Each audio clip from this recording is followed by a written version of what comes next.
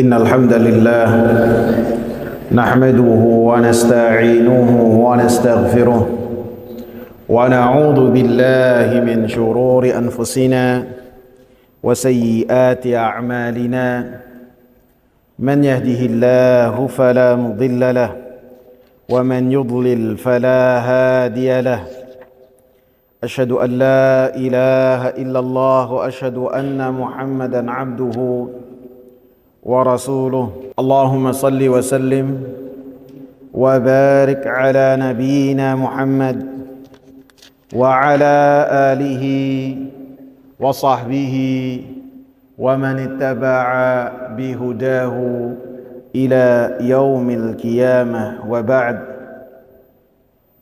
Hadirin jamaah sekalian yang saya hormati, kita sebelumnya membahas surat An-Nisa ayat 51. Alam tara ilal ladhina utu nasiban minal kitabi yu'minuna bil jibti wat taghut. Bukankah engkau telah mengetahui bahwasanya orang-orang yang mereka mendapatkan bagian dari kitab, mereka beriman terhadap sihir, perdukunan, wat-taghut, dan mereka pun melakukan kesyirikan kepada Allah Subhanahu wa ta'ala. Kita membahas hanya sampai sini saja, dan ini sesuai dengan kandungan pembahasan kita. Babun ma jaa anna ba'da hadhihi al-ummah ya'budul awthan. Bab bahwasanya sebagian umat ini akan melakukan kesyirikan kepada Allah Subhanahu wa ta'ala. Di ayat 51 dari surat An-Nisa, kabar dari Allah Subhanahu wa ta'ala bahwasanya ahli kitab yang mereka telah mendapatkan kitab dari Allah Subhanahu wa ta'ala berupa Taurat, mereka beriman terhadap perdukunan, mereka beriman terhadap sihir, dan mereka pun memiliki keimanan terhadap taghut, terhadap kesyirikan dan sesembahan-sesembahan selain Allah Subhanahu wa ta'ala.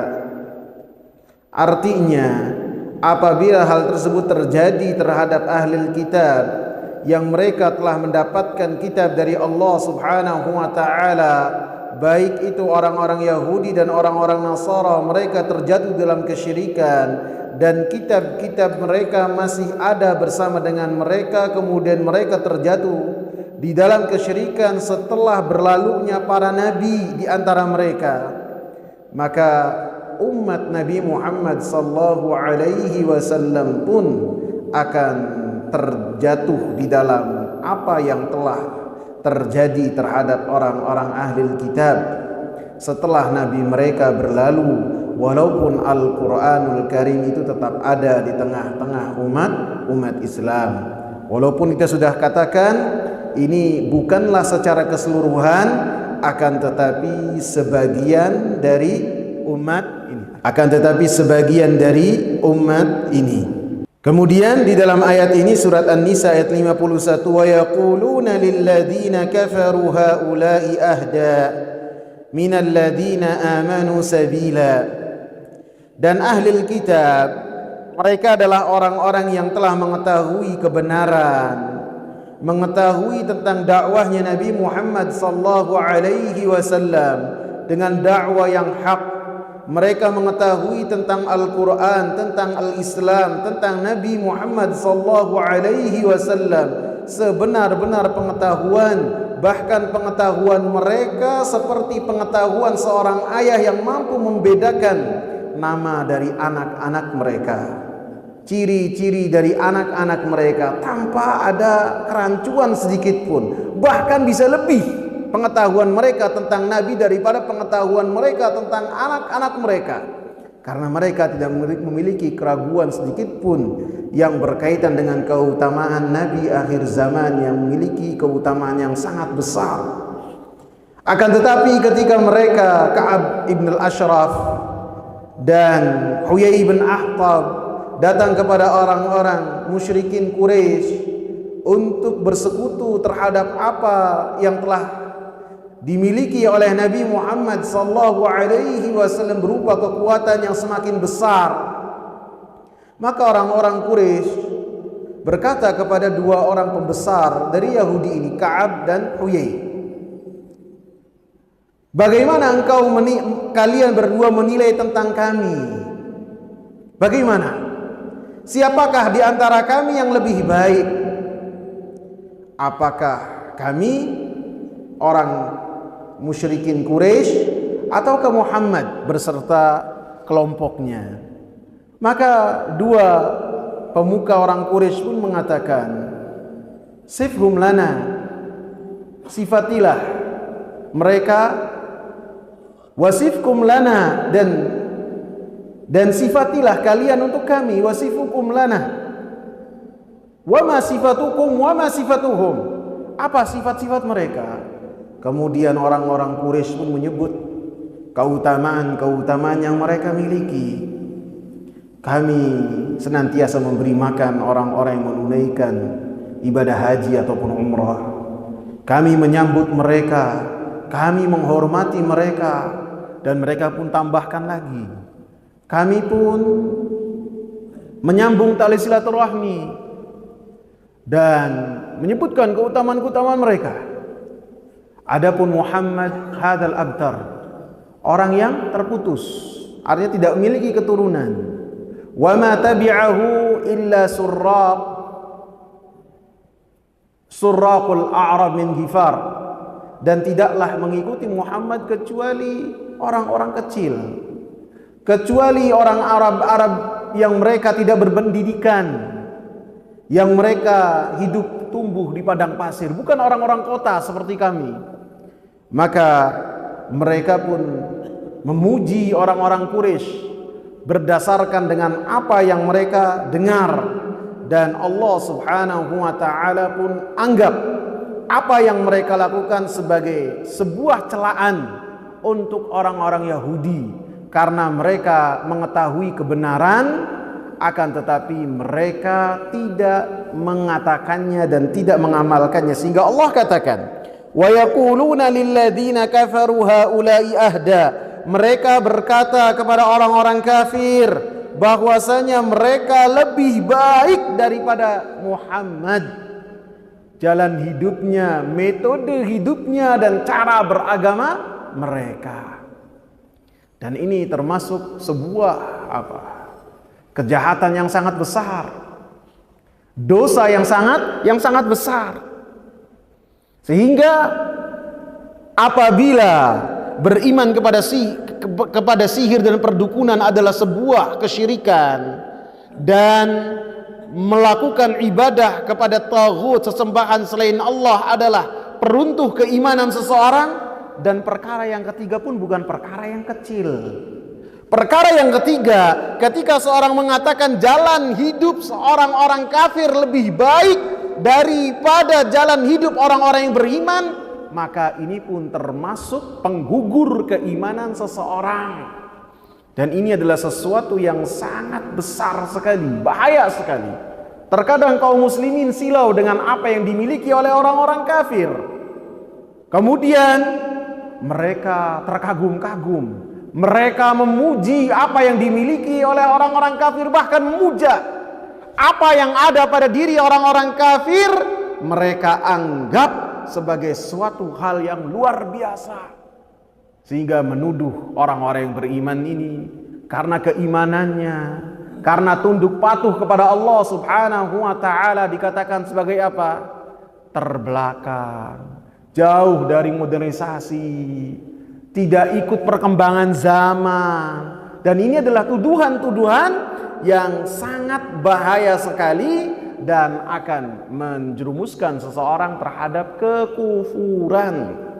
Sehingga ketika sebagian orang memuji negara-negara kafir, orang-orang kafir, dengan dunia yang mereka miliki, kemudian mensifati mereka dengan sifat-sifat yang sempurna, yang penuh pengagungan, dan otomatis pada saat itu juga mereka menyudutkan orang-orang yang beriman, negeri orang-orang yang beriman, dengan memberikan sifat-sifat yang sangat jelek, julukan-julukan yang sangat jelek. Maka ini pun mau tidak mau terjatuh di dalam ayat ini. Ahda sabila yaqul wa yaquluna lilladzina kafaru haula'i ahda minal ladzina amanu sabila. Mereka berkata bahwasanya apa yang ada pada orang-orang kafir, maka itu adalah lebih baik jalan hidupnya, dan inilah sesuatu yang akan menjerumuskan kepada kekufuran. Lebih-lebih yang berkaitan dengan apa yang dilakukan oleh orang-orang kafir dalam hidupnya, dalam bagaimana mereka bermuamalah dengan manusia yang lainnya. Kemudian sebagian orang terkagum-kagum dengan apa yang mereka lakukan. Seakan-akan apa yang ada pada diri mereka, mereka anggap sebagai kebenaran dan patokan sukses hidup seseorang di dunia. Maka ini tidak boleh, akan menjerumuskan seseorang ke dalam kekufuran kepada Allah Subhanahu wa ta'ala. Orang-orang kafir sangat memuja monogami, menikahnya hanya dengan satu saja, dan mereka pun menyerang kaum muslimin dengan bagaimana kaum muslimin menikah lebih dari satu. Sehingga orang-orang yang hidup di negeri orang-orang kafir, mereka memuja hal tersebut sebagai suatu kesetiaan. Padahal di catatan hitam mereka, berapa banyak selingkuhan yang dilakukan oleh masing-masing pasangan di antara orang-orang kafir. Baik yang istri memiliki pasangan gelap dan si suami memiliki pasangan yang gelap. Kemudian masing-masing dari mereka menyerang kaum muslimin dengan serangan bahwasanya poligami ini adalah sesuatu yang jahat, dan ini sangat berbahaya sekali. Allah Subhanahu wa ta'ala sifati perzinaan itu dengan sejelek-jelek jalan.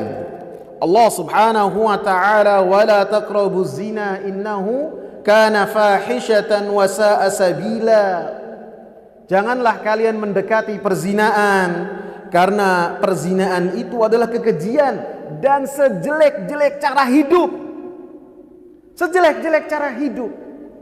Kemudian sebagian kaum muslimin terbawa arus dengan hal ini. Seakan-akan ketika ada orang yang selingkuh, diem saja. Gak apa-apa, pernikahannya masih aman. Tapi kalau sudah ada orang yang menikah lagi, marahnya luar biasa. Ini hati-hati, bisa termasuk dari apa yang dikatakan oleh Allah Subhanahu wa ta'ala dalam surat ini. Wa yaquluna lilladzina amanu wa yaquluna lilladzina kafaru haula'i ahda. Mereka berkata, orang-orang kafir gaya hidupnya itu lebih baik. Sehingga ketika ada orang selingkuh dianggap biasa-biasa saja. Ketika ada orang poligami, marahnya luar biasa. Al-Imam Ibn Baz rahimahullah ketika ditanyakan kepada beliau tentang sebagian kaum muslimat yang terkagum-kagum dengan orang-orang kafirat, perempuan-perempuan kafir dan gaya hidup mereka, termasuk yang berkaitan dengan pernikahan, sehingga mereka orang-orang yang silau dengan gaya hidup orang perempuan-perempuan kafirat di Eropa, akhirnya mereka benci terhadap poligami.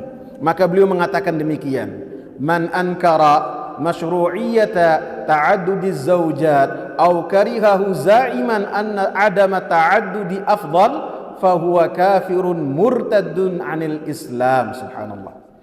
Siapa yang mengingkari syariat berpoligami atau membencinya dengan keyakinan bahwasanya tidak berpoligami ini lebih baik, apa kata beliau? Fahuwa kafir, maka orang ini adalah telah melakukan perbuatan kafir. Subhanallah, ngeri saya bacanya. Wa murtaddun 'anil Islam, dan orang ini murtad dari agama ini. Li'annahu munkirun li hukmillahi wa karihun li syar'illah. Karena dia telah mengingkari hukum Allah. Dia telah membenci apa yang telah disyariatkan oleh Allah Subhanahu wa taala.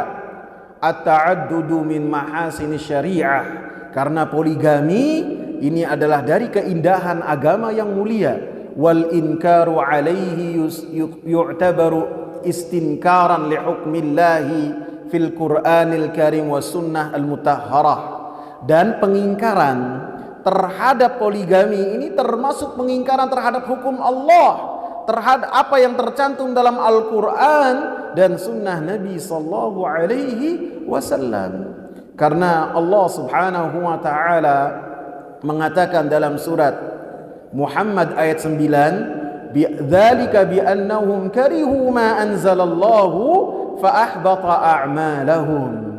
Maka demikianlah karena mereka itu membenci apa yang telah Allah subhanahu wa ta'ala turunkan, maka Allah subhanahu wa ta'ala hapus amalan-amalan mereka sehingga mereka kafir karena membenci syariat Allah dengan mengatakan gaya hidupnya orang-orang kafir itu lebih baik daripada gaya hidupnya orang-orang yang beriman. Di antaranya adalah hal yang demikian, karena ini adalah suatu hal yang bisa meruntuhkan keimanan seseorang. Akan tapi bukan berarti setelah ini kita keluar kemudian menikah lagi masing-masing, tidak.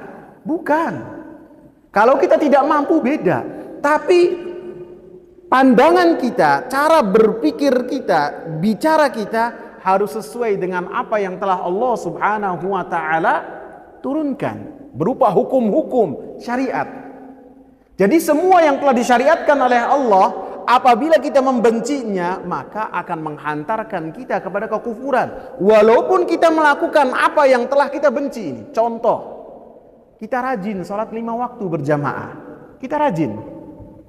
Akan tetapi membenci syariat sholat 5 waktu. Walaupun kita rajin, maka ini akan menghantarkan kepada kekufuran. Ini semua perkara. Sholat, puasa, zakat.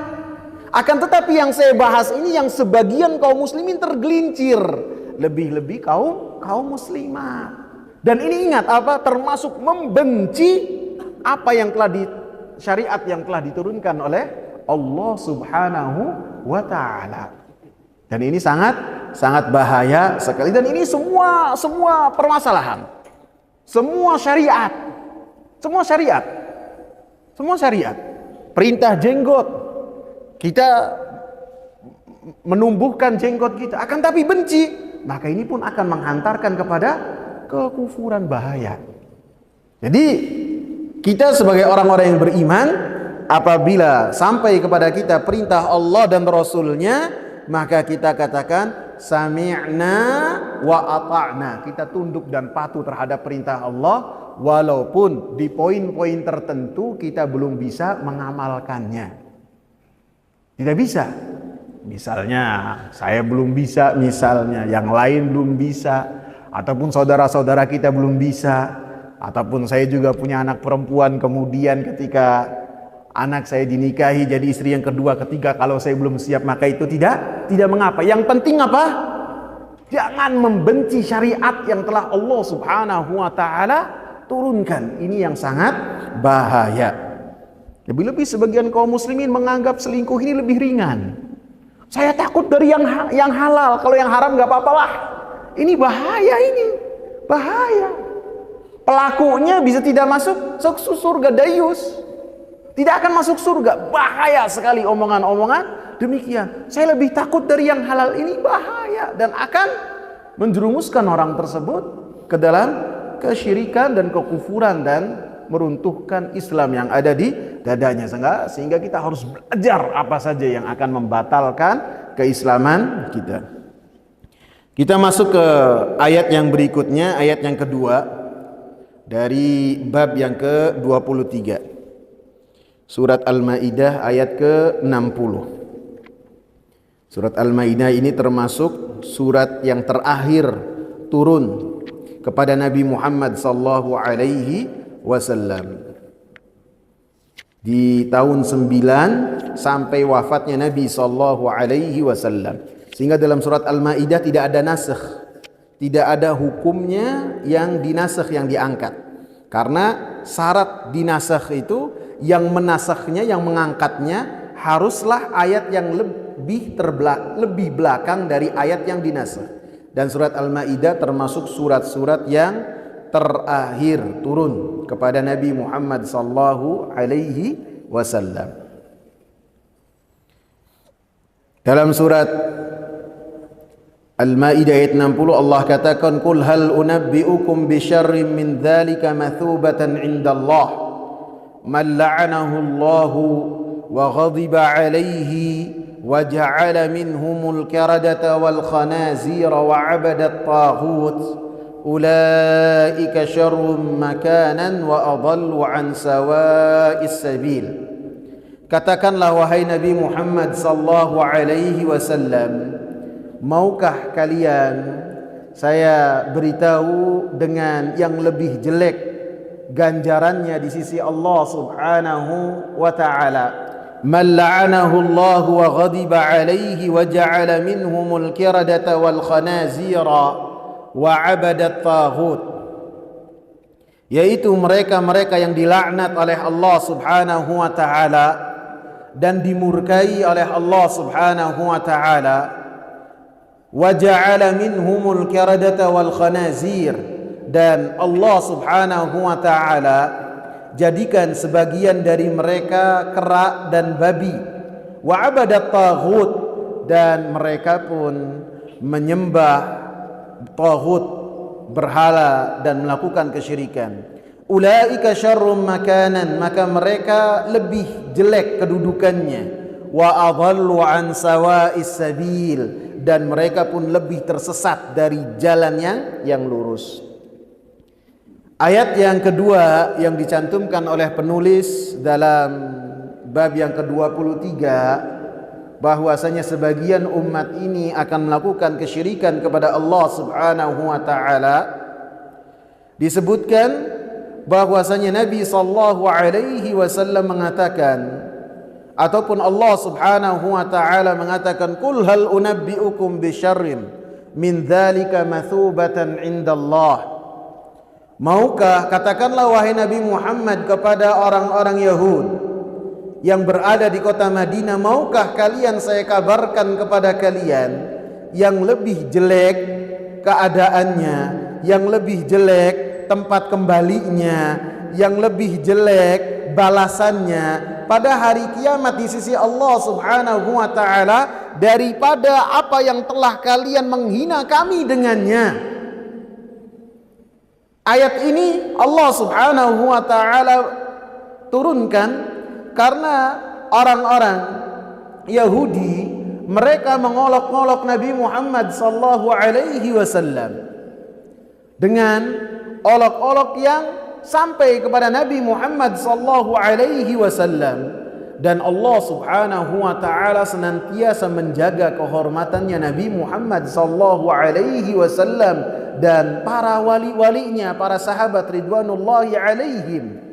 Mereka berkata, orang-orang ahli kitab, "Lam nara ahla dinin aqalla hadzan fid dunya wal akhirati minkum wala dinan syarran min dinikum." Kami tidak pernah mendapati orang-orang yang beragama yang bagian mereka di dunia dan di akhirat sangat sedikit dari kalian. Tidak ada yang kami lihat jatah mereka sangatlah sedikit seperti kalian, baik di dunia ataupun di akhirat.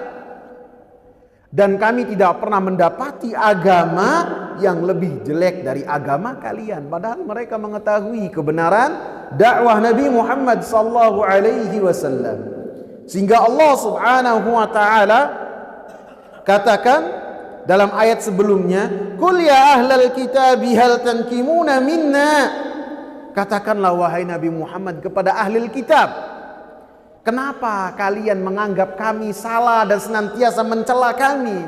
Illa an amanna billahi wa ma unzila ilaina wa ma unzila min qabl. Bukankah kami hanya beriman kepada Allah Subhanahu wa ta'ala dan beriman terhadap apa yang telah diturunkan kepada kami, baik yang sekarang ataupun yang telah lalu? Karena kita semua beriman terhadap apa yang telah Allah turunkan kepada Nabi Musa, dan apa yang telah Allah turunkan kepada Nabi Isa, dan apa yang telah Allah turunkan kepada Nabi Dawud dan Nabi Ibrahim.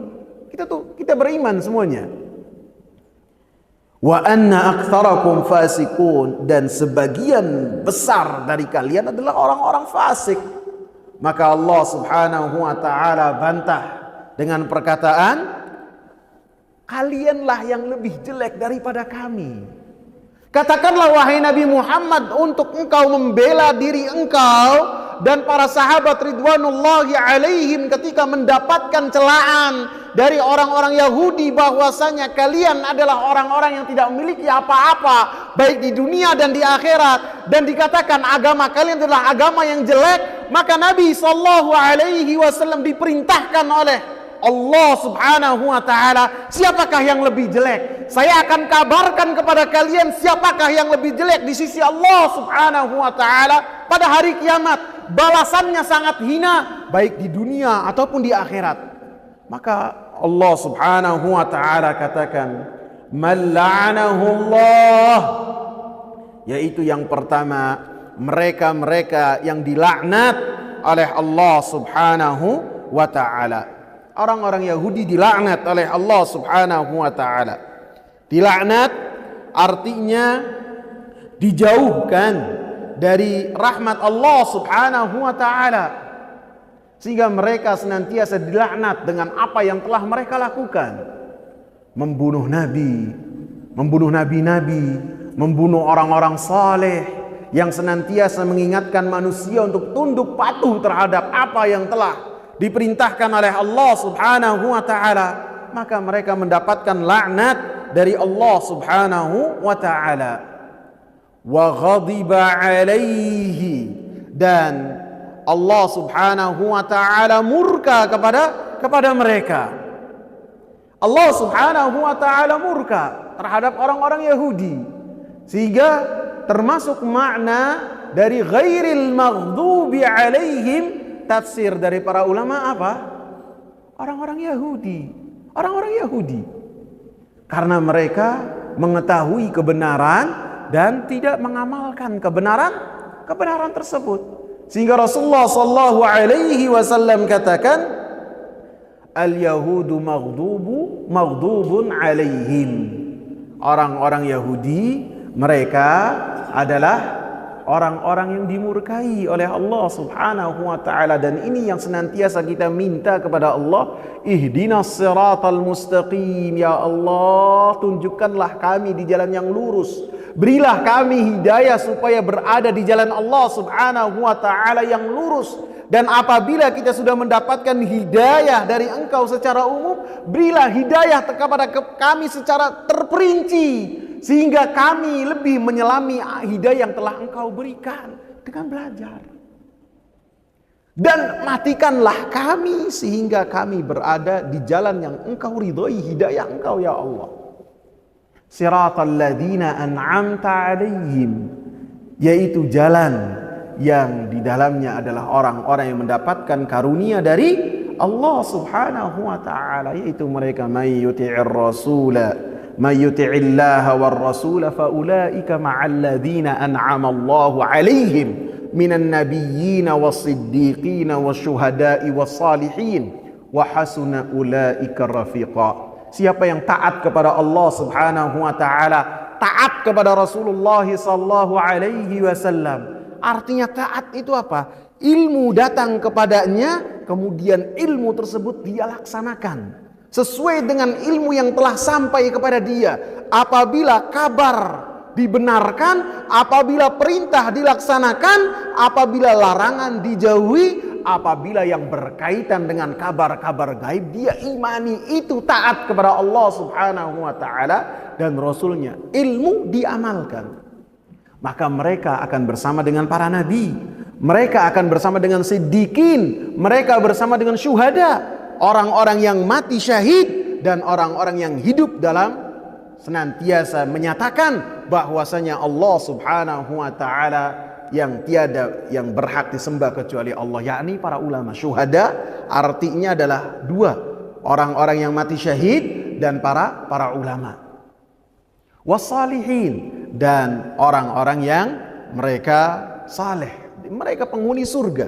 Artinya an'amta alaihim, mereka memiliki ilmu dan mengamalkan ilmu tersebut. Ghairil maghdubi alaihim, bukan orang-orang yang dimurkai oleh Allah Subhanahu wa taala, yaitu mereka mengetahui ilmu akan tapi tidak mengamalkan ilmu, seperti orang-orang Yahudi. Dan orang-orang yang memiliki ilmu kemudian tidak mengamalkan ilmu tersebut, baik itu orang-orang yang di majelis ilmu ataupun ustadz ataupun para ulama, ketika memiliki ilmu dan ketika berkata bertentangan dengan ilmu yang telah sampai kepada dia dari Al-Quran dan As-Sunnah, mau tidak mau dia telah menyerupai orang-orang Yahudi. Waladhdallin, dan kita pun tidak mau menyerupai orang-orang Nasara yang mereka telah berbuat bid'ah dalam agama mereka dengan menjadikan kerahiban-kerahiban tanpa dasar dari Allah Subhanahu wa taala, sehingga ketika mereka beribadah kepada Allah Subhanahu wa taala tanpa ilmu. Jadi ini kebalikan Yahudi dengan Nasara. Yahudi punya ilmu, orang Nasara tidak punya ilmu. Sehingga dikatakan oleh Imam Muhammad bin Shalih Al-Utsaimin rahimahullah, adapun sekarang orang-orang Nasara telah mengetahui tentang Islam, sehingga mereka pun termasuk al-maghdub alaihim, karena mereka mengetahui tentang Islam sekarang, akan tapi mereka tidak beriman kepada Allah Subhanahu wa taala.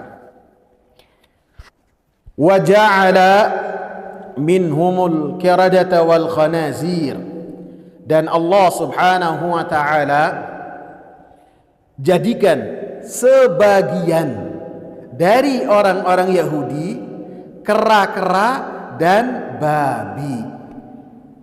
Di dalam ayat ini Allah Subhanahu wa taala Allah Subhanahu wa taala katakan, Allah Subhanahu wa taala menjadikan sebagian dari orang-orang Yahudi dan orang-orang Nasara sebagai kera-kera dan babi, bukan keseluruhannya. Karena disebutkan bahwasanya yang berkaitan dengan kera-kera dan babi-babi ini yang Allah Subhanahu wa taala kutuk dengannya orang-orang Yahudi, terjadi Allah abadikan dalam dua surat.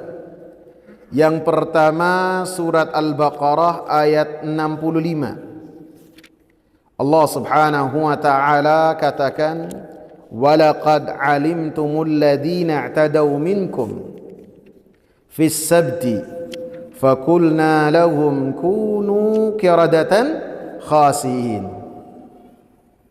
Dan kalian telah mengetahui orang-orang yang mereka melampaui batas di hari Sabtu, fakulna lahum kunu qiradatan khasiin, maka kami katakan kepada orang-orang yang melampaui batas tersebut supaya mereka menjadi kera-kera dan babi-babi. Dalam di sini apa sebutkan? Maaf ya, salah terjemahnya. Fakulna lahum kunu qiradatan khasiin, maka kami katakan kepada mereka, kalian jadilah kera-kera yang sangat hina. Tidak disebutkan babi di sini, maaf. Dalam surat Al-A'raf ayat 163 Allah Subhanahu wa taala katakan, was'alhum 'anil qaryati allati kanat hadiratal bahri idh ta'tihim hitanuhum yawma sabtihim syurra'aw wa yawma la yasbituna la ta'tihim kadzalika nabluhum bima kanu yafsukun. Dan tanyalah mereka wahai Nabi Muhammad sallallahu alaihi wasallam tentang satu negeri yang negeri tersebut berada di dekat dari pantai. Negeri tersebut dikatakan oleh Al-Imam Ibn Katsir rahimahullah, dikatakan sebagai negeri Ailah. Dan kejadian ini terjadi di tepi pantai yang namanya pantai Qalazzam.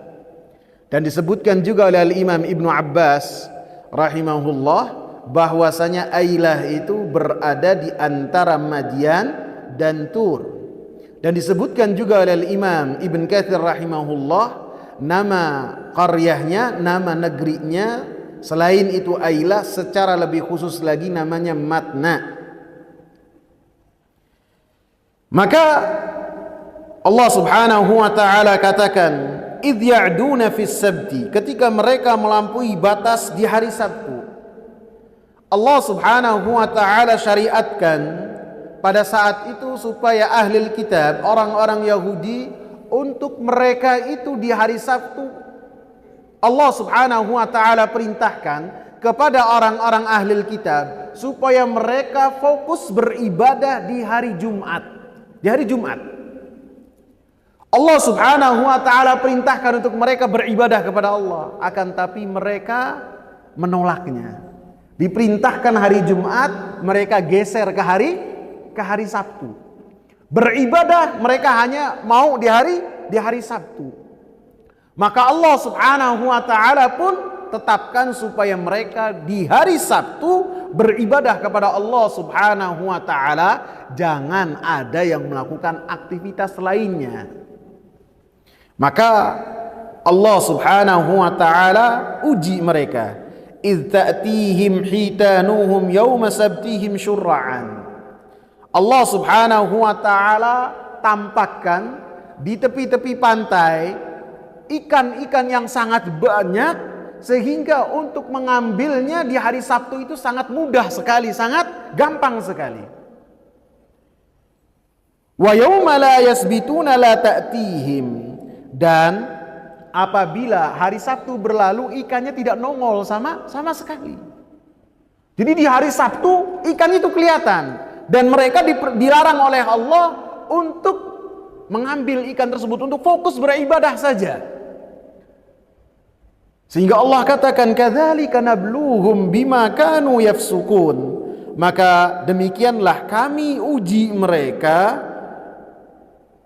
dan mereka pun akhirnya melakukan kemaksiatan kepada Allah Subhanahu wa taala. Allah Subhanahu wa taala uji mereka demikian karena kefasikan-kefasikan yang telah mereka lakukan. Sehingga ini berlalu dalam waktu yang lama. Hari Ahad sampai Jumat ikannya nggak pada nongol, sulit didapat. Begitu hari Sabtu nampak, akhirnya mereka pun akal-akalan. Akal-akalannya gimana? Jumat sore mereka bikin jaring. Jumat sore mereka bikin jaring, dan mereka nanti ambilnya begitu matahari terbenam di hari Sabtu. Hari Sabtu terbenam berarti sudah berubah hari Ahad. Akhirnya mereka hari Ahad baru ngambil. Sampai ini berlalu, kemudian orang-orang yang beriman mengingatkan dan sebagian diam, dan kemudian ini dijual di pasar-pasar dan mereka pun akhirnya menganggap hal ini adalah hal yang biasa. Maka Allah Subhanahu wa taala kutuk mereka menjadi kera. Menjadi kera. Sebagian para ulama mengatakan bahwasanya pada saat itu orang-orang yang disebutkan oleh sebagian ulama bahwasanya orang-orang yang melampaui batas di hari Sabtu, Allah Subhanahu wa taala rubah mereka menjadi kera. Adapun babi-babi yang Allah Subhanahu wa taala kutuk dari orang-orang ahli kitab adalah mereka-mereka yang kafir kepada Nabi Isa alaihi salam, yang berkaitan dengan kisah hidangan meja makan, yang mereka minta kepada Allah supaya diturunkan meja makan berisi dengan isi yang sempurna supaya mereka langsung makan dari Allah Subhanahu wa taala. Ini sebagian pendapat. Sebagian pendapat yang lain bahwasanya dikatakan oleh Abdullah ibn Abbas radhiyallahu anhu, beliau mengatakan fasyababuhum musikhu qiradatan. Adapun yang muda-muda pada saat itu langsung dikutuk oleh Allah Subhanahu wa taala menjadi kera. Wa syuyukhuhum khanazira, dan orang-orang tua yang melakukan hal yang sama maka mereka dikutuk oleh Allah Subhanahu wa taala menjadi babi-babi. Kenapa dikutuknya menjadi seekor kera? Karena Allah Subhanahu wa taala dalam surat Al-Baqarah lebih khusus mengatakan fakunu qiradatan khasiin. Jadilah mereka menjadi kera-kera. Dikatakan oleh Imam Ibn Katsir rahimahullah, Allah ketika mereka melakukan tipu daya kepada Allah Subhanahu wa taala, dan tipu daya ini lebih besar daripada seseorang, lebih besar dosanya daripada seseorang langsung melakukan dosa itu secara langsung, lebih besar. Karena ketika seorang melakukan tipu daya, maka dia melakukan tipu daya kepada Allah Subhanahu wa taala. Maka dikatakan oleh Imam Ibn Katsir rahimahullah, falamma fa'alu dzalika masakhahu Allahu ila suratil qiradah. Maka ketika mereka melakukan tipu daya, maka Allah Subhanahu wa taala ganti rupa-rupa mereka. Allah Subhanahu wa taala kutuk mereka menjadi kera-kera, sehingga orang-orang yang beramar ma'ruf nahi munkar ketika waktu sholat tiba kehilangan jamaahnya kemana? Jamaahnya kemana? Dicari-cari kok tidak ada. Kemudian orang-orang yang melakukan amar ma'ruf nahi munkar ini diselamatkan oleh Allah. Ketika mereka datang ke pemukiman, ke tempat tinggal dari jamaah yang biasa dia bertemu ketika beribadah, ketika mengetok rumah-rumah mereka tidak ada yang keluar. Kemudian begitu mereka masuk lagi mendapati penghuninya sudah menjadi kera. Allah Subhanahu wa taala katakan fakunu qiradatan khasiin, maka kalian menjadi hina dengan menjadi kera. Akan tetapi kera-kera ini tidak memiliki keturunan, tidak memiliki keturunan. Apa yang telah Allah Subhanahu wa taala kutuk dari manusia sehingga mereka berubah wujud-wujud mereka dan rupa-rupa mereka menjadi hewan, maka Rasulullah sallallahu alaihi wasallam mengatakan mereka tidak memiliki keturunan dan terputus pada saat itu. Sehingga Abdullah bin Mas'ud mengabarkan kepada kita dalam hadis yang diriwayatkan dan dikeluarkan oleh Imam Muslim, bahwasanya Rasulullah sallallahu alaihi wasallam ditanya tentang kera-kera dan babi yang orang-orang Yahudi itu dikutuk dengannya. Artinya apakah babi-babi dan kera-kera itu sebelumnya ada, ataukah yang sekarang ini keturunannya dari orang-orang Yahudi tersebut? Maka Rasulullah sallallahu alaihi wasallam mengatakan, innallaha lam yuhlik qauman, sesungguhnya Allah Subhanahu wa taala tidaklah membinasakan satu kaum. Au qala lam yamsakh qauman, tidaklah Allah Subhanahu wa taala mengutuk satu kaum dengan merubah wujud-wujud mereka. Faja'ala lahum nasalan wala aqiban, maka apabila Allah Subhanahu wa taala mengutuk mereka, maka Allah Subhanahu wa taala tidak akan menjadikan dari yang telah dikutuk itu keturunan, tidak akan memiliki keturunan sama sekali. Sehingga dalam riwayat Ibn Katsir rahimahullah, beliau membawakan perkataan dari Abdullah bin Abbas, maka pada saat itu yang dikutuk oleh Allah Subhanahu wa taala dari orang-orang Yahudi, mereka hanya bisa menangis dan mereka tidak bisa makan dan tidak bisa minum. Usia mereka hanya 3 hari saja, kemudian mati semua.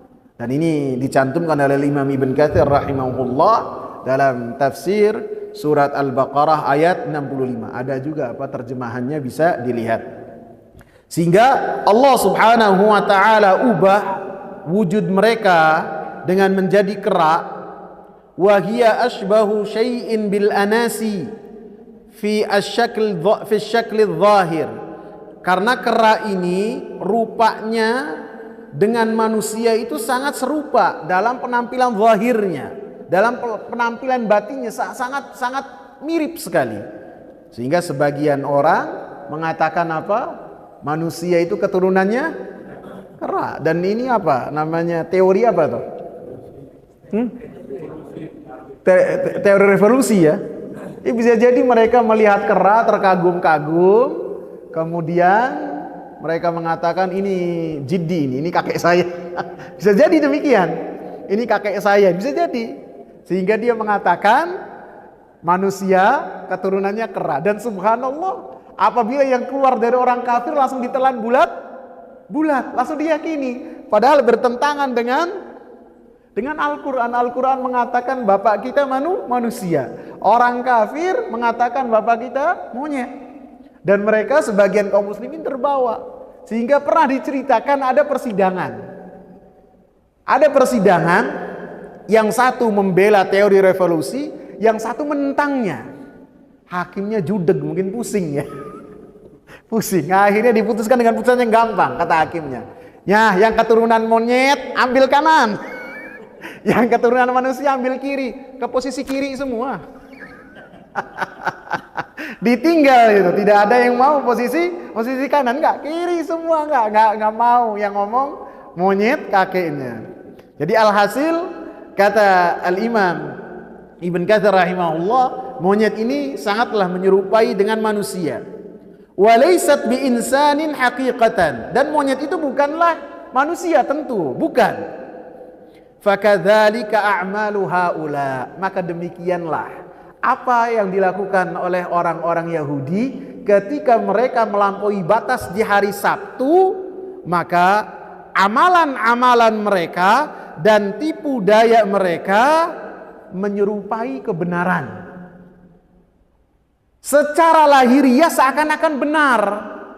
Wa mukhalifatan lahu fil batin, walaupun di secara seksama apa yang telah mereka lakukan itu menyelisihi. Mereka seakan-akan adalah perbuatannya benar dengan menaruh jaring di Jumat sore, kemudian mengambil di Ahad malam jaring-jaring tersebut seakan-akan benar. Akan tetapi amalan-amalan mereka adalah tipu daya. Kana jazaa'uhum min jinsi amalihim, maka balasan mereka serupa dengan apa yang telah mereka lakukan. Seperti Allah Subhanahu wa taala jadikan mereka monyet, hewan yang menyerupai manusia akan tetapi bukan manusia. Seperti apa yang mereka amalkan, mereka ketika melakukan tipu daya seakan-akan benar, pada hakikatnya adalah dosa yang sangat dimurkai oleh Allah Subhanahu wa ta'ala. Wallahu ta'ala a'lam. Ada pertanyaan? Silakan Pak Sahib. Enggak dengar Pak. Di dalam syariatnya Nasrani atau syariatnya Yahudi, apakah ada perintah bahwa kamu kalau sudah ada nabi lahir supaya beriman? Oh iya, ada perintah. Ada kabar gembira yang telah dikabarkan oleh Nabi Musa dan Nabi Isa, bahwasanya Nabi akhir zaman itu akan keluar dan diperintahkan mereka untuk mengikutinya. Dan mereka pun menanti Nabi akhir zaman tersebut. Mereka menantinya, sehingga orang-orang Yahudi itu bukanlah tinggal di kota Madinah, bukan di kota Yathrib. Mereka banyak tinggal di negeri Syam. Kemudian mereka pindah ke kota Yathrib dalam rangka menunggu Nabi akhir zaman. Karena di kitab mereka, Yathrib ini yang dipenuhi dengan batu-batu hitam, dengan pohon korma yang sangat banyak, itu ciri-cirinya kota Madinah. Itu akan menjadi tempat hijrah Nabi yang penuh kemuliaan. Sehingga mereka berkumpul di kota Madinah, dan di kota Khaybar, karena Khaybar menyerupai kota Madinah juga. Lebih-lebih Nabi Isa alaihi salam sampai berdoa kepada Allah supaya dijadikan umatnya Nabi Muhammad sallallahu alaihi wasallam dan doanya dikabulkan oleh Allah Subhanahu wa taala seperti yang sudah kita bahas, gitu ya. Ada lagi? Silakan. Kenapa orang yang itu susah sekali untuk masuk Islam? Maksudnya jika lepas dari adalah Allah memberikan hidayah, masalah utamanya itu apa? Iya. Masalah utamanya mereka hasad, dengki terhadap keutamaan yang dimiliki oleh keturunannya Nabi Ismail alaihi salam. Dalam surat An-Nisa Allah Subhanahu wa taala katakan, am yahsuduna an-nasa ala ma atahumullahu min fadli.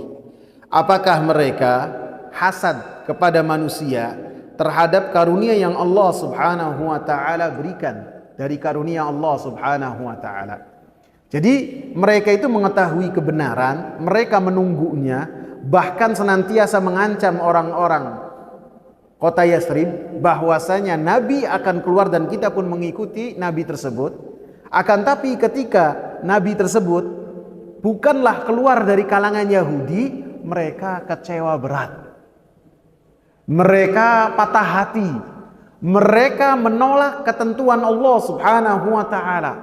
Mereka menolak takdir dari Allah Subhanahu wa taala, sehingga seharusnya beriman malah memerangi Nabi Muhammad sallallahu alaihi wasallam, dan Nabi pun dinyatakan sebagai seorang yang syahid. Ketika wafat masih ada efek di badan Nabi sallallahu alaihi wasallam dari racun yang dimakan oleh Nabi sallallahu alaihi wasallam di kota Khaybar, ketika seorang perempuan memberikan racun yang sangat banyak di bagian daging yang sangat disukai oleh Nabi. Jangankan fisiknya, makanannya apa yang disukai oleh Nabi mereka paham, mereka tahu, gitu. Jadi yang lebih dominan itu adalah dengki dan hasad yang ada di dada-dada mereka, sehingga mereka membangkang terhadap apa yang telah Allah Subhanahu wa taala perintah. Subhanakallahumma bihamdika asyhadu an la ilaha illa anta astaghfiruka wa atubu ilaik. Assalamualaikum warahmatullahi wabarakatuh.